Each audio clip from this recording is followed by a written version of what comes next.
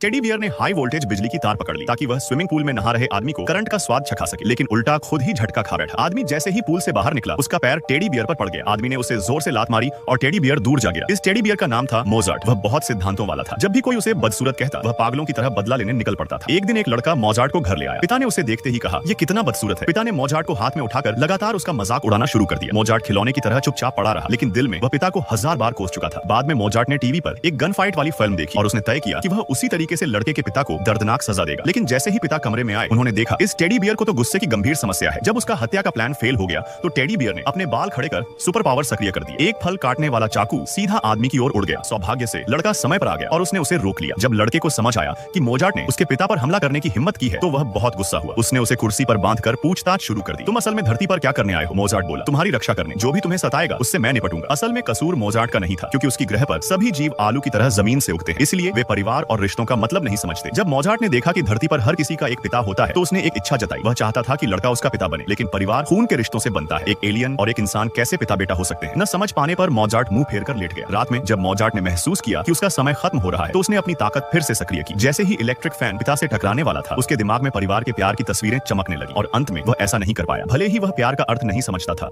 पर उसे चिंता थी कि लड़का दुखी हो जाएगा। अगले दिन लड़का गुस्से में आया। कल रात पंखे वाली घटना तुमने की थी। मोजार्ट चुप रहा तो लड़के ने उसे थप्पड़ों से पीटना शुरू कर दिया। यह दृश्य देखने में बेहद मजेदार था। लड़के को प्रतियोगिता जीतने में मदद करने के लिए मोजार्ट ने उसे विशेष ट्रेनिंग देने का फैसला किया। उसने लड़के को एक जादुई संतरा दिया। जैसे ही लड़के ने उसे खाया उसके कानों को परफेक्ट संगीत सुनाई देने लगा। प्रकृति में छिपी हर धुन साफ सुनाई देने लगी, यहाँ तक कि ट्रेन भी जैसे अपने संगीत में गा रही थी। यह दुनिया थी मोजार्ट की नजरों से। उसके ग्रह पर सारी ऊर्जा क्लान से आती है। सच्ची कला वही है जो आत्मा से निकलती है। उस दिन के बाद लड़के की संगीत प्रतिभा तेजी से बढ़ती गई और उसने आसानी से युवा वर्ग का ग्लोबल चैंपियनशिप खिताब जीत लिया।